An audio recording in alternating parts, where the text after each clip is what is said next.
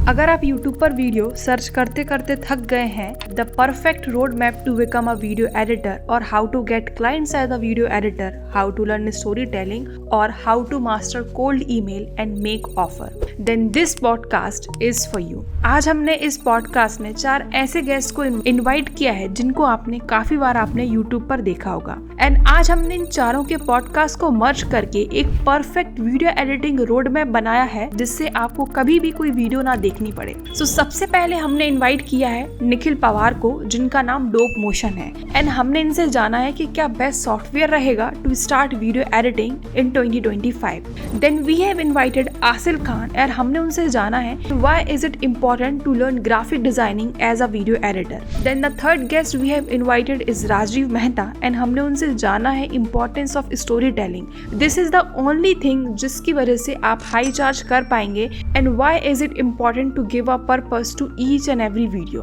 Fourth guest को हमने invite किया है जिनका नाम है अक्षत तोंगिया। इन्होंने हर एक चीज को ब्रेक डाउन करके बताया है कैसे आपको as a beginner cold email लिखना है, कैसे आपको ऑफर क्रिएट करना है, एंड क्या क्या तरीके हैं to reach out to your ideal client. So this podcast is going to be the most fruitful podcast ever. So let's welcome all the 4 guest.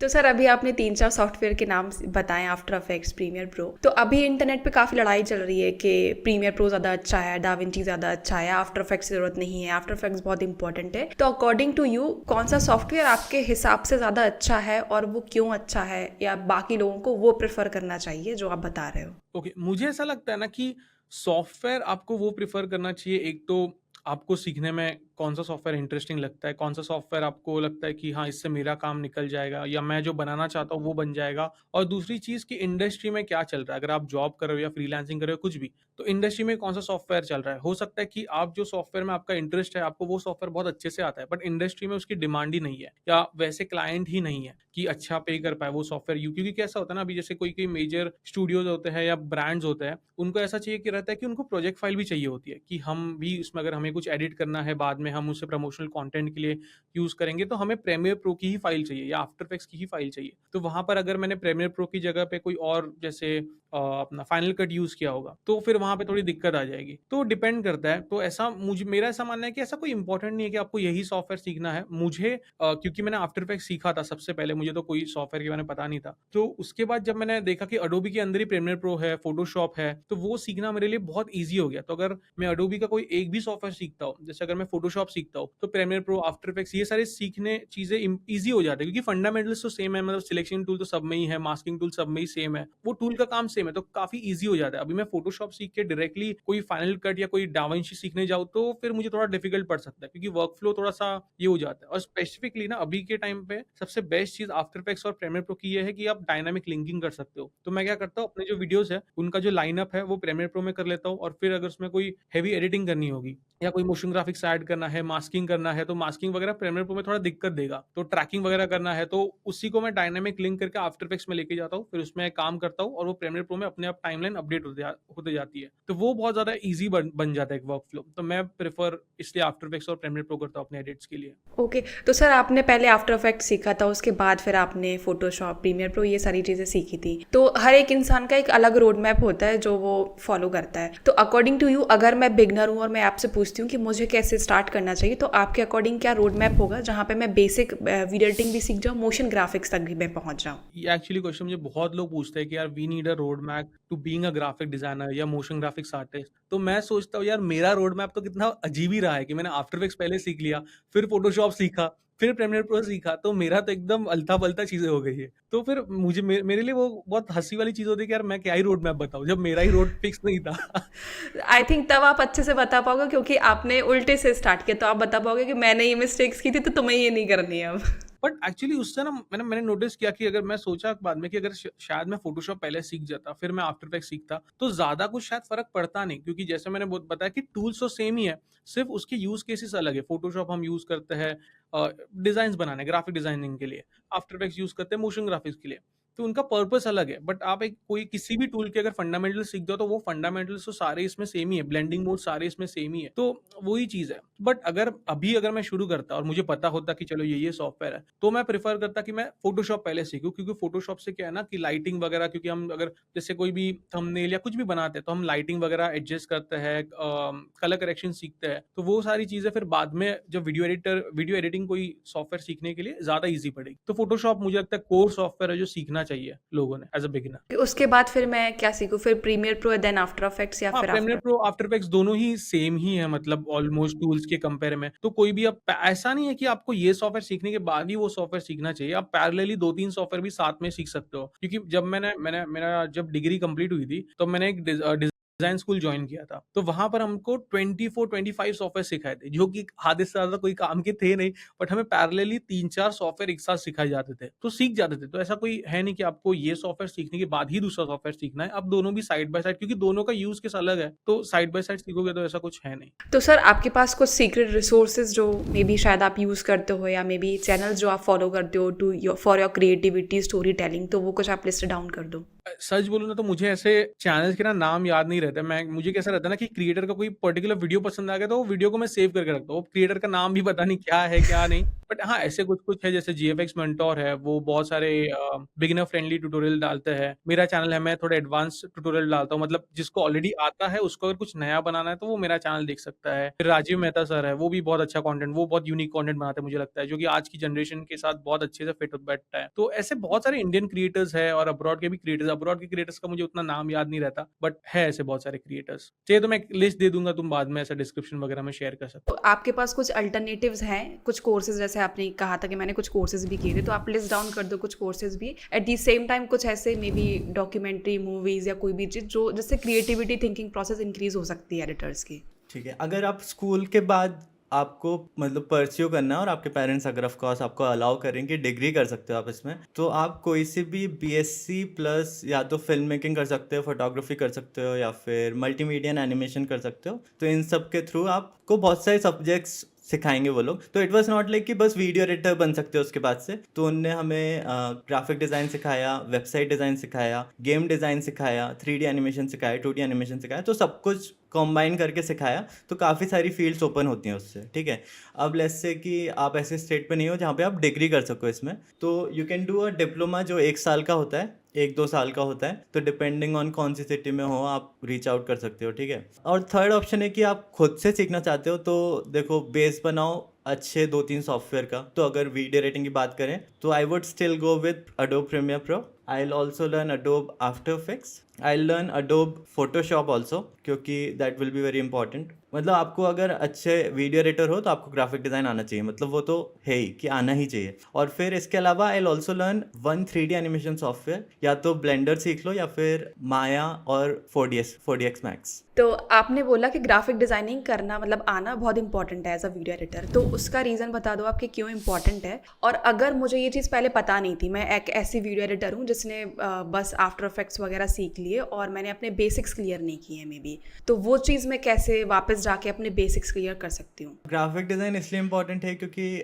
आप कोई भी चीज़ देखना चाहते हो वो विजुअली अट्रैक्टिव होगी, तो व्यूअर्स जो हैं वो ज़्यादा देर तक रुकेंगे। और स्पेशली जैसे अपने पास क्लाइंट्स आते हैं तो वो क्यों आते हैं, वो अब उनको बेस्ट लाइट में दिखाना चाहते हैं, राइट। अब उसमें अगर आप ऐसे फॉन्ट यूज़ करोगे जो कि यार अच्छे नहीं लग रहे, या फिर फॉन्ट ही इतना बड़ा कर दिया आपने कि वो कवर कर रहा है सब कुछ, तो ये माइनर चीज़ें कैसे सीखोगे आप अगर आपको ग्राफिक डिज़ाइन प्रिंसिपल्स आते होंगे, करेक्ट। कि नेगेटिव स्पेस कैसे यूज़ करना है, लोगो कितना बड़ा होना चाहिए, लोगो कहाँ पे होना चाहिए, कौन से कलर्स यूज़ करने चाहिए, ये सब कैसे आएगा ग्राफिक डिज़ाइन सीख के, correct. Now graphic design principles around 10-12 ही होते हैं ऐसे तो मोस्टली। मैंने कैसे सीखे थे, हमें कॉलेज में पढ़ाया था, करेक्ट। आप यूट्यूब से सीख सकते हो तो इसलिए कि मतलब वो है कि सीखने वाले कुछ भी सीख सकते हैं आजकल, मतलब इतने सारे रिसोर्सेज हैं, सब कंटेंट बना रहे हैं। बट आपको खुद से आना चाहिए कि यार मैंने ये वीडियो तो बनाई पर अभी इतनी अच्छी नहीं लग रही, तो और अच्छी कैसी लगेगी, क्या कर सकता हूँ मैं इसके लिए, तो आप वो धीरे धीरे सीखोगे फिर। अच्छा, ये क्वेश्चन बड़े मेरे कमेंट सेक्शन में आ रहा था कि अगर किसी भी वीडियो को एडिट करना है, डॉक्यूमेंट्री वो वीडियो है मे बी, या कोई भी वीडियो, उसके लिए आइडियाज़ नहीं आ रहे, मे बी फेसलेस चैनल है, उसके लिए हमें कुछ आइडियाज़ लाने हैं, तो उसको एडिट करने में एडिटर्स को बहुत टाइम लग रहा है,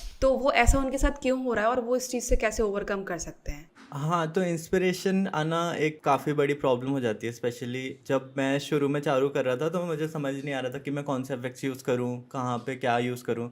और क्योंकि आजकल इसलिए कि काफ़ी फास्ट पेस एडिटिंग होती है, तो मतलब हर 2-3 सेकंड बाद आपको लाइक कुछ न्यू करना है और फिर आइडियाज़ ही नहीं आ रहे। तो आई थिंक मैंने इसको टैकल किया था by looking at the best in the industry, मतलब सैम कोल्डर हो गए या फिर गॉक्स हो गया या फिर डैनियल शिफर हो गए, राइट? तो these are like the best in the world, ऐसा बोल रहा हूँ। तो इनका कंटेंट देखोगे तो यार समझ आएगा कि हाँ ऐसा भी हो सकता है, यहाँ पे ऐसा भी ट्राई करूंगा। और ऑफ कोर्स मैंने जब ट्राई किया था तो बिल्कुल वैसा नहीं लग रहा था जैसा उनका काम दिखता है, और मतलब आपका वही नहीं लगेगा क्योंकि मतलब they have practice for like 7-8 years, और फर्स्ट ईयर में ऐसा रिजल्ट नहीं मिल पाता। बट मतलब जितनी डिफरेंट चीज़ें ट्राई करोगे ना, उतने डिफरेंट ऑप्शंस आपको मिलेंगे कि हाँ यहाँ से मैं यहाँ भी जा सकता हूँ, यहाँ से मैं ये भी कर सकता हूँ। बट इट डिपेंड्स ऑन आप कितनी वीडियोस एडिट कर रहे हो, राइट? एंड आई थिंक जो मेरे स्टार्टिंग का, अभी भी मैं वापस जाके जब अपना शुरू का काम देखता हूँ तो आई थिंक स्टार्टिंग के 6 महीने का जो काम है वो बस पता नहीं कैसे क्लाइंट ने एक्सेप्ट कर लिया, मुझे तो ऐसा लगता है, क्योंकि वो अच्छा नहीं था मतलब। बट क्लाइंट्स को I think this is a really big problem आजकल इंडस्ट्री में। लोगों को सबको ऐसा लगता है कि यार बहुत फास्ट फेस एनिमेशन होनी चाहिए, हर सेकंड में कुछ ना कुछ होना चाहिए। बट जब मैंने चालू किया था ऐसा नहीं था, because I did not work on talking head videos first, और मैं कमर्शियल्स या एड्स पे काम करता था। तो उसमें नहीं, it's more about story telling उसमें, कि यार आप कट कहाँ कर रहे हो, जो स्क्रिप्ट है उसके अकॉर्डिंग चल रहे हो कि नहीं। और बेसिकली जो कंपनी है उनको बेस्ट स्लाइड में दिखाना था, ये काम था। ये नहीं था कि यहाँ से ये टेक्स्ट उड़ते हुए आ रहा है या फिर ये ट्रांजिशन ऐसे आ रही है, ये सब नहीं था। और आई थिंक अभी भी जो हम काम करते हैं उसमें ये सब नहीं होता। जो यूट्यूब पे आप कंटेंट देखते हो ना मेरा, आई थिंक वो भी ऑलमोस्ट 10x फास्टर एडिटेड है, मतलब क्योंकि जो हम क्लाइंट के लिए अभी भी काम करते हैं वो काफ़ी स्लो पेस्ड एडिट्स पे ही काम करते हैं, मेजॉरिटी ऑफ आवर वर्क्स। और हम जो हाई पेस्ड एडिट्स वाले होते हैं ना वो मोस्टली अवॉइड करते हैं। तो उसके कुछ रीज़न है कि एक तो पहले उससे एडिटर बर्नआउट हो जाता है, मतलब। हाँ, सही बोला और आपने। दूसरा जो even right now if you see like big corporations के अगर आप वीडियो देखो, एप्पल के देखो, सैमसंग के देखो, उनमें ये सब नहीं चलता। उनमें नॉर्मल स्टोरी टेलिंग ही चलती है अभी भी। तो अगर आई थिंक अभी भी अगर आप इस पे स्टोरी टेलिंग पे फोकस करोगे ना तो आई थिंक आप मच मोर चार्ज कर सकते हो एज एडिटर। ओके, तो आपने अभी स्टोरी टेलिंग की बात की है, राजीव सर ने भी इसी चीज़ के बारे में बात की थी। तो आखिर मैं स्टोरी टेलिंग सीखूँ कैसे, मैं पर्पस कैसे दूँ किसी वीडियो को, मैं कैसे आइडेंटिफाई करूँ यार स्लो पेस एडिटिंग ज़्यादा अच्छी लगेगी या फास्ट पेस एडिटिंग ज़्यादा अच्छी लगेगी। अभी तो इंडस्ट्री में फास्ट पेस एडिटिंग ही चल रही है, तो फिर मैं क्या करूँ, मतलब वो सारी चीज़ें फिर कैसे मैं टैकल करूँ। तो इसके लिए सबसे पहले डिपेंड करता है आप वीडियो किसके लिए बना रहे हो, करेक्ट? जैसे हम अभी यूट्यूब पे फास्ट पेस बना रहे हैं क्योंकि यही ट्रेंड है इंडिया में स्पेशली। अगर आपको यूज़र चाहिए, वरना वो 30 सेकंड भी उनका अटेंशन स्पैन नहीं बचा, वो स्क्रॉल कर देंगे या फिर क्विट कर देंगे, करेक्ट? इसलिए हम यालो बना रहे हैं। But if you see my videos, अगर आप फाइवर पे जाके हमारा पोर्टफोलियो वगैरह देखोगे तो यूल सी कि ऐसे डिफरेंट सेक्शंस हैं हमारे, और उसमें डिफरेंट एग्जांपल्स हैं। मैंने राइट, देखा है आपका फाइबर पे करेक्ट, सारा। करेक्ट, या तो डिपेंड करता है कि आपका टारगेट ऑडियंस कौन है, आप किसके लिए वीडियो बना रहे हो, और क्या कन्वे करना चाहते हो आप उस वीडियो से, करेक्ट? बेसिकली यूट्यूब पे जो हम फास्ट पेस वीडियोस बना रहे हैं उस पर हम फर्स्ट 30 सेकेंड्स में उनको इंगेज करना चाहते हैं, करेक्ट? फाइवर पे जो इंट्रो वीडियोस वगैरह हैं, by the end of it हम ऐसा चाहते हैं कि उनको लगे कि यार ये हमें बेस्ट लाइट में रिप्रेजेंट कर सकते हैं इनकी स्किल से, तो ये हमसे बिजनेस करें ऐसे, करेक्ट? राइट। उसके बाद लेट्स से कोई डॉक्यूमेंट्री है तो उसमें फिर आप और स्लो कर दोगे, उसमें फिर आप सेट करोगे सीन, फिर सीन से वो आगे बढ़ेगा, उसके बाद स्टोरी बताएंगे क्या है कैसा है। तो इट डिपेंड्स। और फिर इसके अलावा स्टोरी टेलिंग प्रिंसिपल्स हो गए, वो सब आना चाहिए। मतलब ये सब कोई सिखाता नहीं है, जैसे स्टोरी टेलिंग प्रिंसिपल्स तो मुझे कॉलेज के बाद तक नहीं पता था। तो ये तो उसके बाद एक क्लाइंट ने बोला कि यू शुड लर्न दिस, तो मैंने कहा हाँ हाँ श्योर, फिर यूट्यूब पे जाके सीखा ये सब। तो इसलिए कि हाँ मतलब वो लॉन्ग टर्म ही है, मतलब आपको कंटिन्यूसली सीखना ही पड़ेगा, देखना पड़ेगा differences. And I think Gawx art is a really good channel to learn story telling, मतलब that guy is on another level. मतलब I think he is the best creator on YouTube in our industry, there is no one like him. So I think if you see his videos, first of all you'll learn cinematography, you'll learn कि different kinds of camera angles वगैरह कैसे use करते हैं, you'll learn music कैसे use करते हैं, और you'll also learn a lot about storytelling. So I highly recommend his channel. अभी एक चीज़ बोली थी कि सही चीज़ अगर आपने सीख लिया तो वो सही चीज़ स्टोरी टेलिंग है या कोई और भी चीज़ है उसके साथ? नहीं, स्टोरी टेलिंग है main, video editing story telling है। हाथ से अगर आप 100 साल पहले भी जाओगे ना, जब मूवीज स्टार्ट हुआ था तब भी वीडियो एडिटिंग जिंदा था, और आज से जब हम सब इस दुनिया से चले जाएंगे ना तब भी वीडियो एडिटिंग जिंदा गंदा ही रहेगा, उसमें कुछ नहीं जाने वाला। तो वीडियो एडिटिंग क्या सॉफ्टवेयर का गेम नहीं है, वीडियो एडिटिंग माइंड गेम है, दिमाग से वीडियो एडिटिंग होता है, कोई सॉफ्टवेयर से नहीं होता। आप सॉफ्टवेयर कोई भी यूज कर लो, उससे कुछ फर्क नहीं पड़ता। फर्क पड़ता है कि आपके दिमाग में क्या स्टोरी बनी है, आपका पॉइंट ऑफ व्यू है, क्या पॉइंट ऑफ व्यू उस चीज को लेके, वही चीज आपको डिफाइन करती है आप वीडियो एडिटिंग में कितना एक्सपर्ट बन चुके हो। तो सर वैसे सारे लोग यही रोड मैप देते हैं कि पहले सॉफ्टवेयर सीख लो और एडिटिंग स्टार्ट कर दो, बट अभी आपने मुझसे बोला है कि स्टोरी टेलिंग से ही सब कुछ आपका होने वाला है आगे चल के। हाँ, बिल्कुल। तो मैं अगर एडिटर हूँ तो मैं कैसे वो स्टोरी टेलिंग वाला एक पॉइंट सीखूं और मैं उसको कैसे एनहेंस कर सकती हूँ? बिल्कुल, देखो ये आप बिल्कुल आपने सही सवाल पूछा। देखो 99% ना इंडिया में खासकर सारे इंस्टीट्यूट ना यही सब कुछ सिखाते हैं कि भाई और मैं इसका इंस्टीट्यूट को भी मैं इसमें ज्यादा दोष नहीं दूंगा। जो स्टूडेंट होते हैं या फिर जो सीखने वाले लोग होते हैं उनको भी कुछ आइडिया नहीं होता। अगर मान लो कि आपके कोई फ्रेंड है, उसको वीडियो एडिटिंग सीखने का मन किया, उसने सोचा कि मैं एक इंस्टीट्यूट ज्वाइन करता हूँ या करती हूँ, तो इंस्टीट्यूट वाले ने बोला कि सर मैं आपको ना स्टोरी टेलिंग बताऊंगा, मैं आपको ना विजुअल कम्युनिकेशन बताऊंगा, मैं आपको वीडियो के थ्रू स्टोरी कैसे कहते हैं वो मैं आपको बताऊंगा। तो उनको समझ नहीं आएगा, उनको लगेगा भाई मैं वीडियो एडिटिंग सीखने आया हूँ, तुम वीडियो एडिटिंग मुझे सिखाओ ना, ये क्या सिखा रहे हो मुझे। तो अगर सामने वाला बंदा बोलना स्टार्ट करेगा कि नहीं मैं आपको प्रीमियर प्रो सिखाऊंगा, मैं आपको आफ्टर इफेक्ट्स सिखाऊंगा, तब बोलेगा अच्छा अब तुम वीडियो एडिटिंग की बात कर रहे हो। जबकि ऐसा नहीं, वो पहले वीडियो एडिटिंग की बात कर रहा था। सॉफ्टवेयर तो यूट्यूब पे फ्री है यार, 1 घंटे में आप सॉफ्टवेयर सीख लो, कोई सा भी सॉफ्टवेयर। मुझे हो सकता है मुझे कुछ नहीं आता होगा, मैं यूट्यूब पे जाऊंगा और 1 घंटे मुझे सॉफ्टवेयर के सारे टूल के बारे में मालूम हो जाएगा। अब इस टूल को कहाँ यूज करना वो मैं धीरे धीरे सीख जाऊंगा। लेकिन क्या मैंने वीडियो एडिटिंग सीखा? क्या मुझे स्टोरी टेलिंग आई? नहीं, मुझे नहीं आई। मुझे बस टूल चलाने आ गया, लेकिन उस टूल चला के मुझे बनाना क्या है वो बिल्कुल नहीं आया। बिल्कुल पता ही नहीं चला कि मुझे क्या आया। तो स्टोरी टेलिंग क्या होता है, स्टोरी टेलिंग के बारे में अगर आपको जानना है तो सबसे पहले आपको फील्ड चुनना होगा कि आपको किस लाइन में जाना है। क्या आपको फिल्म का जो एडिटिंग होता है उसमें जाना है, क्या आपको कॉर्पोरेट में जो एडिटिंग होता है उसमें जाना है,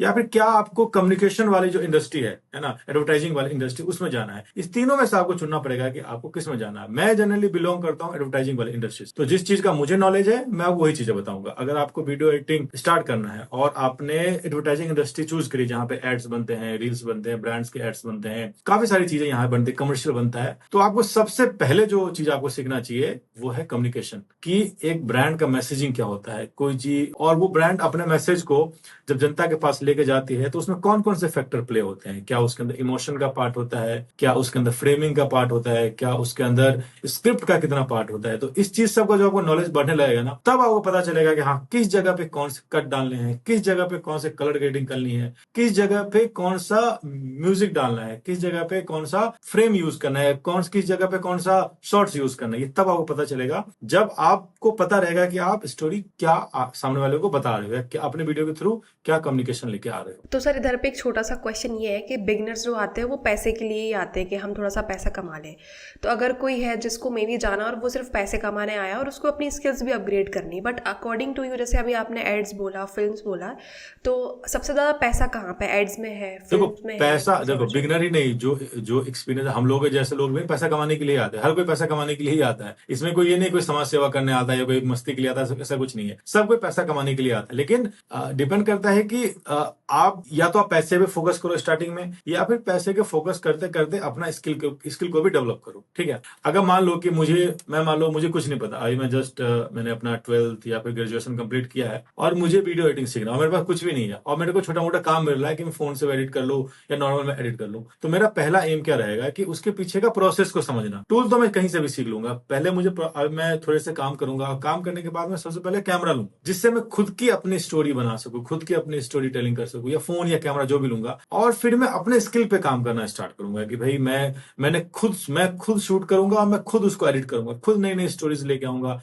खुद छोटे छोटे डॉक्यूमेंट्स बनाऊंगा, खुद छोटे छोटे एड्स बनाऊंगा। तब मुझे यहाँ पता चलेगा कि हाँ शूटिंग, जब मैं शूट कर रहा होता हूँ तो क्या क्या चैलेंजेस आते हैं, और एक स्टोरी को बताने के लिए हमें कौन कौन से शॉट्स, कौन कौन से एंगल या कौन कौन से टेक्निक यूज करने पड़ते हैं। ये सब चीजें मुझे पहले से पता रहेगी, तो मेरे पास उसके बाद मेरा दुनिया किसी तरीके से काम आ जाए तो मुझे ये सारी चीजें मालूम रहेगा कि हाँ जब ये बंदा शूट करने गया होगा स्टोरी को, इसने ये शॉट जरूर लिया होगा, तो क्या वो शॉट इसमें इस वाले फुटेज में है। अगर वो है तो मुझे उस शॉट को लगाने में ज्यादा दिक्कत नहीं होगी, क्योंकि मुझे ग्राउंड का अब ज्यादा एक्सपीरियंस होने लगा है, ना कि एक कंप्यूटर बैठे बैठे वाली चीजों का एक्सपीरियंस हुआ है। अगर आप कंप्यूटर में बैठे बैठे अगर आप एडिटिंग सीखना चाहते हो तो बस आप कॉपी करोगे, किसी न किसी की आप कॉपी करना स्टार्ट करोगे, आपके पास नया फ्रेश आइडिया कुछ भी नहीं होगा। तो वीडियो एडिटिंग का 50% पार्ट तो आपका कंप्यूटर पे होता है जो आप बैठ के सीखते हो, और 50% काम फील्ड में होता है। तो मेरा रिकमेंडेशन यही रहेगा कि भले आप पैसे के लिए काम करो कोई बात नहीं, लेकिन ट्राई करो कि एक कोई कैमरा लो और खुद फील्ड पे निकलो उसको शूट करने के लिए। कोई डॉक्यूमेंट्रीज बनाओ, कोई नई एड्स बनाओ, कोई नया स्टोरी ढूंढो,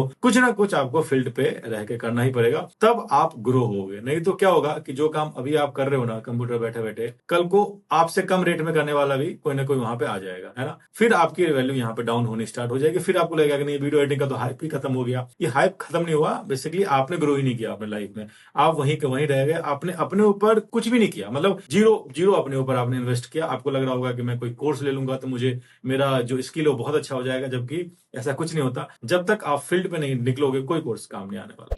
सो अभी I think you are the only one जो कोल्ड ईमेल के बारे में सबसे ज़्यादा बात करता है, इतना ज़्यादा। So if you can just give us a rough idea कि आखिर आपको जो क्लाइंट्स मिलते हैं वो कहाँ कहाँ से आप लेके आते हो। आई थिंक आई नो आप पर्सनल ईमेल्स लिखते हो, पर्सनलाइज एक जनरल कोल्ड ईमेल्स लिखते हो, एंड देन उसके बाद क्या क्या चीज़ें आप यूज़ करते हो। सो यार कोल्ड आउटरीच का सीन ऐसा है कि cold outreach is basically you telling to the world कि आई एग्जिस्ट एंड ये वैल्यू मैं टेबल पे लेके आ सकता हूँ, ठीक है। अब उसके लिए तुम कोई भी प्लेटफॉर्म यूज कर सकते हो, use Instagram, use LinkedIn, use Twitter, use normal emails, use YouTube. Idea क्या है कि तुम्हें सामने वाले के साथ एक टच पॉइंट क्रिएट करना है, तुम्हें उसको रीच आउट करना है, ठीक। कैसे भी करो reach out, it doesn't matter. I तो use every platform that I find on the internet, Instagram, Facebook, Twitter, LinkedIn, find emails of people, YouTube से फाइंड आउट करो, उनको ईमेल्स भेजो। If you can call people. Internet पे लोगों को reach out करने के 3 तरीके हैं, एक होता है ईमेल, एक होता है आप डीएम्स करोगे, और एक होता है कॉल करोगे, ठीक है। अब आपको इन तीनों चीजों में से सबसे जल्दी क्या इन्फॉर्मेशन मिल पा रही है? अगर ईमेल्स आपको मिल पा रहा है आपके टारगेट मार्केट के, तो डू कोल्ड ईमेल्स। अगर आपको लिंक्डइन पे लगता है कि यार इन 15 लोगों को मैं हेल्प कर सकता हूं, तो आप उनको डीएम कर सकते हो, डीएम देम।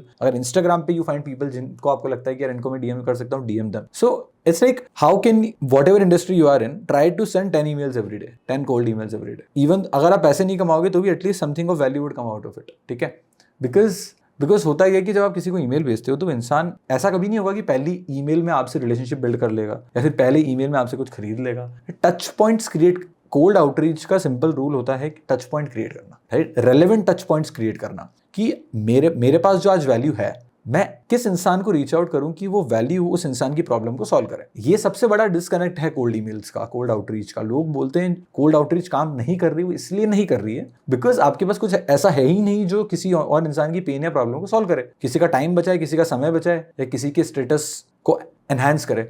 इन 3 चीजों के अलावा अगर आप कुछ और सामने वाले के लिए टेबल पे लेके आ रहे हो तो वो इंसान आपको रिप्लाई नहीं करेगा, बिकॉज चांसेस ये हैं कि आप जिसको रीच आउट कर रहे हो वो इंसान बिजी है, वो एक बिजनेसमैन है, वो एक एंटरप्रेन्योर है, वो एक फाउंडर है। तो उनके लिए आपकी ईमेल को रिप्लाई करने का मोटिव तभी है जब आप इन 3-4 चीजों में से कुछ टेबल पे लेके आ रहे हो। लोग क्या करते हैं, रैंडम लोगों को ईमेल भेजते हैं कि ईमेल भेजना है तो किसी को भी भेज दिया।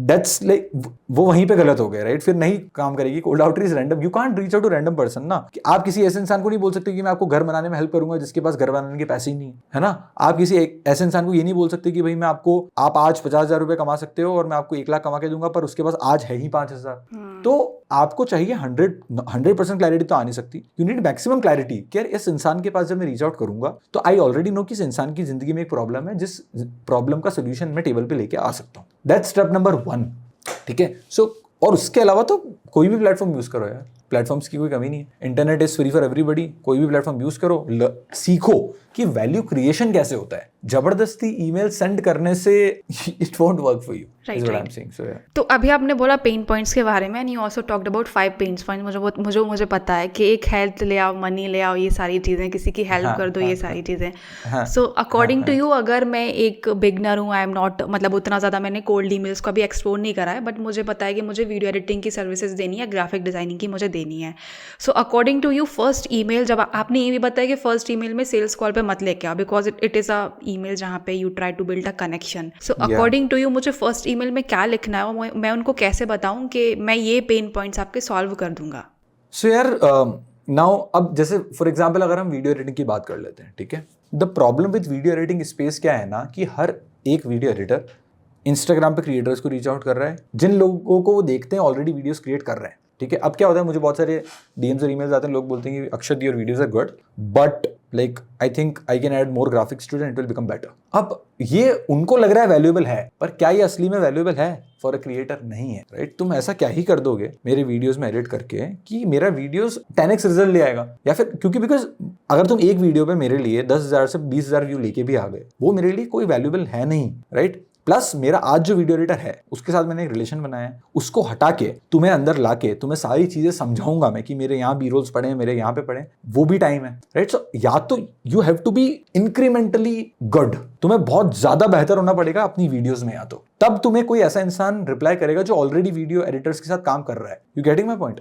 एक तो अगर तुम्हें बस वीडियो एडिटिंग सर्विसेज सेल करनी है और तुम्हें उस मार्केट में सेल करनी है जहां पे ऑलरेडी सारे क्रिएटर्स अपनी वीडियोस एडिट करवा रहे हैं, तो या तो अपने वीडियो एडिटिंग पोर्टफोलियो को इतना अच्छा कर लो कि अगर कोई क्रिएटर तुम्हारी वीडियो को देखे तो बोले कि भाई this is an insanely good video, मुझे तो इसी इंसान के साथ काम करना है। या फिर ऐसे लोगों को रीच आउट करो जिन्होंने वीडियोस आज तक बनाई नहीं है, राइट। ट्रेडिशनल बिजनेसेस हो गए, रियल स्टेट इन्वेस्टर्स हो गए, रियल स्टेट एजेंट्स हो गए, ठीक है, ट्रेडिशनल बिजनेसेस हो गए, हॉस्पिटैलिटी इंडस्ट्री में लोग हो गए। सो तुम्हें इट्स लाइक तुम्हें मोड क्रिएट करना है। You need to figure out कि how can you reach out to people जिनको दूसरे लोग रीच आउट नहीं कर रहे। अगर तुम उन्हीं लोगों को रीच आउट कर रहे हो उस सेम मैसेज के साथ जो सारे लोग यूज कर रहे हैं, तो डिफरेंशिएशन क्रिएट नहीं हो रहा, और अगर डिफरेंशिएशन क्रिएट नहीं होगा तो तुम्हें रिप्लाईज नहीं मिलेंगे, राइट। अब अगर तुम स्टार्ट कर रहे हो as a video editor, email का बहुत सिंपल फॉर्मेट होता है, don't introduce yourself, I don't care about who you are, quickly tell me कि तुमने क्या किया है और तुम मेरे लिए क्या कर सकते हो, ठीक है। तो whoever you are reaching out to कि यार I do this is what I can do for you, एक लाइन में अपना इंट्रोडक्शन दो, तुमने अपना पोर्टफोलियो जो उसको ऐड करो और ईमेल भेज दो। That's what you need to do, simple. अब तुम्हारा पोर्टफोलियो कितना अच्छा है उस पर डिपेंड करेगा कि तुम्हें कितने रिप्लाईज आते हैं। 90% ऑफ लोगों का पोर्टफोलियो ही खराब है। मुझे रोज 15, 20, 25 ईमेल आते हैं कि वीडियो एडिटिंग मैं कर दूंगा, मैं वीडियो एडिटिंग कर दूंगा, ठीक। मैं वीडियो खोलता हूँ, उसकी 10 सेकंड देखता हूँ स्टार्टिंग के, और मुझे पता लग जाता है कि इससे नहीं होगा। वो एवरी टच पॉइंट परफेक्ट होना चाहिए, तुम रिस्क नहीं ले सकते, राइट। सो अपने पोर्टफोलियो को पहले इतना इंप्रूव करो कि तुम्हें ओवरऑल सोशल मीडिया के कंटेंट को देखो तो सही, इतने लोग वीडियोस डालते हैं, ठीक है, उन वीडियोस को देखो। अब जब तक तुम्हें ये फील नहीं होता कि यार इन वीडियोस से तो बहुत अच्छे मेरे वीडियोस हैं, तब तक तुम रीच आउट करोगे तो तुम्हें कोई रिप्लाई देने नहीं वाला। सोशल मीडिया का जो एवरेज एडिटेड कंटेंट है उस लेवल पे तो आओ अपने वीडियोस को लेके। लोगों के वीडियोस इमेच्योर होते हैं, उन्होंने जिंदगी में 1-2 वीडियो एडिट करे and then they start doing cold outreach, right. So I think overall portfolios improve करने वाली बात है, एंड उसके अलावा जस्ट टेलिंग पीपल कि यार ये वैल्यू मैं आपके लिए टेबल पे लेके आ सकता हूँ, that's very important. Okay. So Akshat, if I had to write a cold email to you, तो मैं ये मेंशन कर सकती हूँ कि आपके तो ऑलरेडी व्यूज अच्छे जा रहे हैं, तो एंड यू वांट टू, मतलब कि यू डोंट वांट, तो वो व्यूज वाला सेक्टर तो नहीं मैं कुछ कर पाऊंगी। मैं ये मेंशन कर सकती हूँ अक्षत के मैं ज़्यादा फास्ट एडिटिंग कर दूंगी, and I take less time to understand कि क्या क्या चीज़ें आपको चाहिए। मतलब मे बी शायद कुछ अदर्स चीज़ें मैं टच कर सकूँ जिसमें शायद मैं अच्छी हूँ, मे बी शायद मैं जल्दी डिलीवर कर सकूँ चीज़ों को, मैं जल्दी चीज़ें समझ जाती हूँ एज यू टोल्ड, तो मैं क्या वो मेंशन कर सकती हूँ? बट अब होता क्या है ना कि जो आप बोल रहे हो कि मैं जल्दी कर लूंगी, जल्दी समझ जाऊंगी, उसका प्रूफ क्या है? नहीं है ना कोई प्रूफ, आप बोल रहे हो, but is it the reality? I can also, मैं ये भी बोल सकती हूँ, if you want to try me we can do a one test sample. हाँ, सो जब आपको लग रहा है कि यार मैं बस स्टार्ट कर रहा हूँ या स्टार्ट कर रही हूँ, work for free for people, बोलो कि यार एक वीडियो में आपके लिए एडिट कर देता हूँ, then let's see how it goes, ठीक है।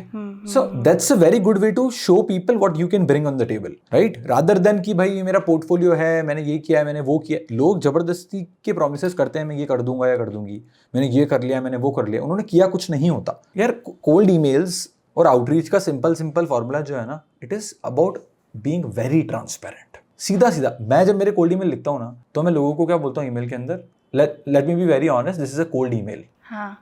Let me be very honest, this is a cold email, ठीक है। लोग प्रिटेंड करने की कोशिश करते हैं, ठीक है, कि मैंने आपके बारे में सब कुछ रिसर्च कर लिया, मुझे आपके बारे में सब कुछ पता है। मुझे जब नहीं पता होता तो मैं बोलता हूँ कि let me be very honest, this is a cold email, but मैं आपकी जिंदगी के अंदर ये वैल्यू लाके दे सकता हूँ और मैंने इनके लिए ये किया है। If this is something that's interesting to you, let's talk. Simple, I am honest. कितना ऑनेस्ट तुम हो सकते हो अपनी ईमेल के अंदर, डिसाइड करेगा कि तुम्हें ईमेल्स और अपनी डीएम्स पे कितने रिप्लाई आएंगे। राइट। ओके, तो आई थिंक मैंने आपका लिंक्डइन पे एक पोस्ट भी देखा था जहाँ पे you wrote a cold email to Lara, I think, and 2-3 लोगों को भी आपने कोल्ड ईमेल लिखा था एंड उन्होंने आपकी तारीफ भी की, thanks Akshat for understanding our time, ये वो। सो एक्चुअली आपने कोल्ड ईमेल में ऐसा लिखा क्या था कि उनको भी बहुत लोग रीच आउट करते होंगे। सो मतलब क्या ऐसा सीक्रेट सॉस है आपके पास?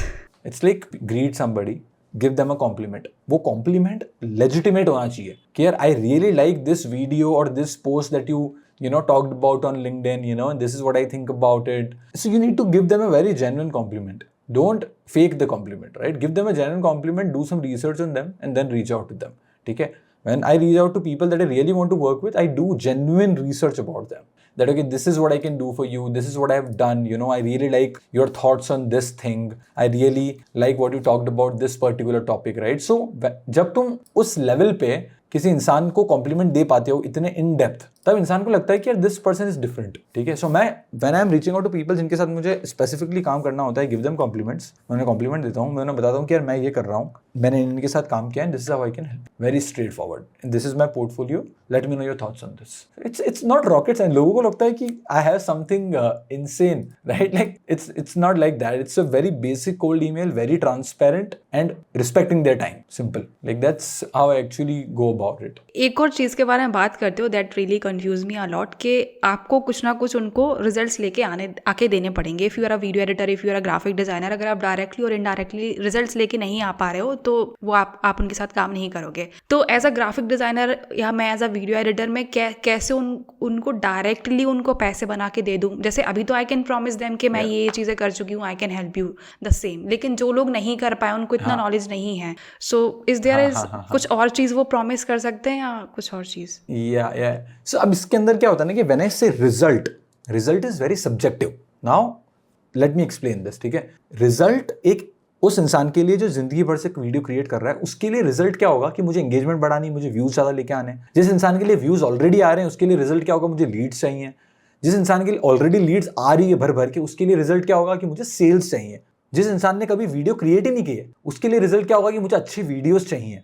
अब डिस्कनेक्ट क्या होता है, लोग उस इंसान को रीच आउट करते हैं जिसके ऑलरेडी बहुत अच्छे वीडियोस हैं और बोलते हैं कि मैं आपके लिए अच्छी वीडियो क्रिएट करूंगा या करूंगी। That's a disconnect, right? When I से रिजल्ट इज ऑलवेज सब्जेक्टिव। तुम्हें पता होना चाहिए कि तुम जिसको रीच आउट कर रहे हो उसके लिए एस्पिरेशनल रिजल्ट क्या है, राइट?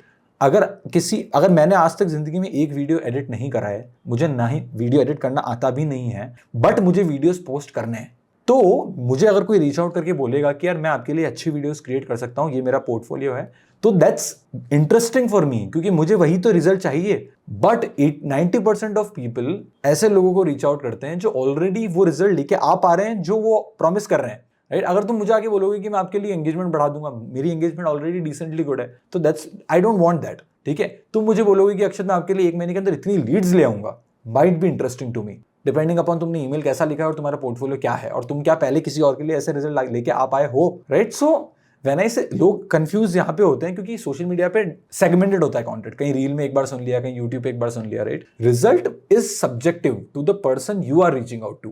परसीव्ड रिजल्ट की बात हो रही है यहाँ पे। जिस इंसान को तुम रीच आउट कर रहे हो उसके लिए क्या रिजल्ट इंपॉर्टेंट है, उस रिजल्ट को तुम अगर लेके आ सकते हो then you will get the replies. तो अभी तो रिजल्ट की बात कर ली, ऑल्सो टॉक अबाउट ऑफर। मतलब मैं सभी पूछ लेती हूँ आपसे कि offer creation is also very important.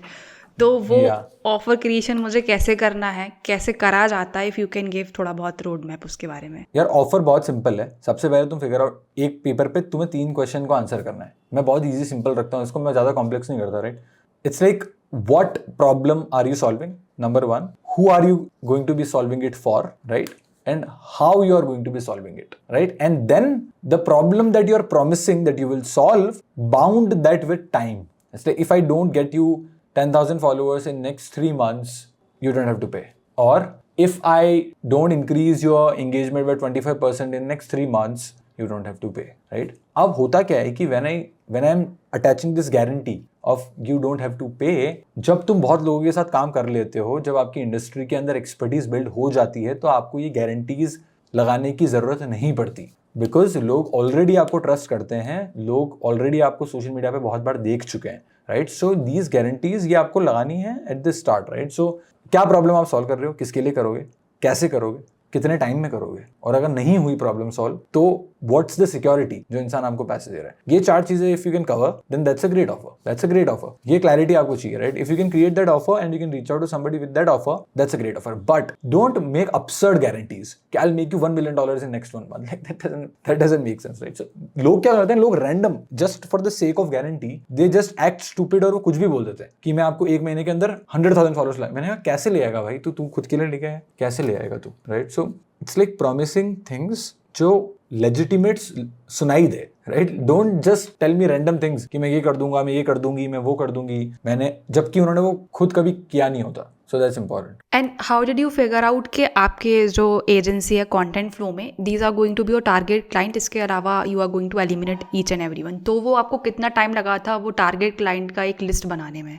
Yes यार, अब टारगेट क्लाइंट्स की जो लिस्ट है depends upon first of all hit and trial कि आपको कौन सी इंडस्ट्री के अंदर काम करना है, ठीक है?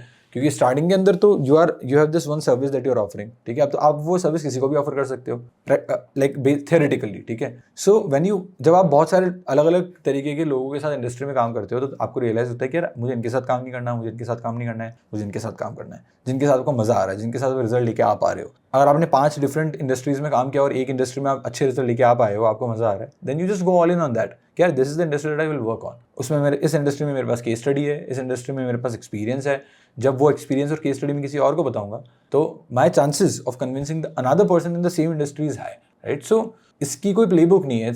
आपको फिगर आउट करना है कि यार वो किस तरीके के क्लाइंट्स के साथ आप एंजॉय करते हो काम करना, राइट? किन के साथ आपको मजा आता है, right? And over a period of time आपको रियलाइज हो जाता है जब आप बहुत सारे लोगों के साथ काम कर लेते हो कि यार इन लोगों के साथ मुझे काम नहीं करना, इस तरीके के लोगों के साथ मुझे काम करना है, ठीक है? So you get fixated on कि यार मैं इन लोगों के साथ ही काम करूंगा या करूंगी. That's very important. Hello, thanks for watching this video till the end. I have a special surprise for you all. I know आप एक फ्रीलांसर है हु माइट बी स्ट्रगलिंग कि आखिर कैसे हाई टिकट क्लाइंट क्लोज कर सकते हैं, आखिर कैसे पोर्टफोलियो बनाना है, आखिर कैसे उनसे बात करनी रहती है, how to go on a sales call. तो ऐसी बहुत सारे जो आपके डाउट्स हैं, I am here to clear them out. I am providing a 1-on-1 consultation call for you all, जहाँ पे जाके आप बुक कर सकते हैं. उसकी लिंक आपको डिस्क्रिप्शन बॉक्स में मिल जाएगी. जैसे ही आप पेज पे लैंड करेंगे आपको मिल जाएगा complete road map for freelancer. अगर आपको अपनी प्रोफाइल ऑडिट करानी है, अगर आपको हाई टिकट क्लाइंट क्लोज करने हैं, तो भी आप इस 1-on-1 कॉल को बुक कर सकते हैं. आखिर आपको क्या मिलेगा जिससे आपको ये कॉल बुक करना चाहिए? पहली चीज तो I will be clearing all your doubts, जो भी आपके कंफ्यूजन, जो डाउट्स चल रहे हैं. मैं आपकी प्रोफाइल को ऑडिट करूंगी, क्या क्या चेंजेस होने चाहिए. I will be sharing them. मैं फ्री टेम्पलेट शेयर करूंगी, फ्री रिसोर्सेज शेयर करूंगी जो मैं खुद यूज करती हूँ. आई विल ऑल्सो शेयर कि आखिर मैंने कैसे फ्रीलांसिंग स्टार्ट की थी, what are the resources that I use, और ऐसी बहुत सारी चीजें जो आपको हेल्प करेंगी. This is not just a 1-on-1 call जहाँ पे मैं आपकी सिर्फ इन्फॉर्मेशन आपको बताऊंगी, but I am going to share all the knowledge, all the things जो मैंने अभी तक यूज की हैं, that will help you to close high ticket clients. और जो भी दिक्कत आपको आ रही है, you can overcome them. So don't just wait, go and book that 1-on-1 call with me.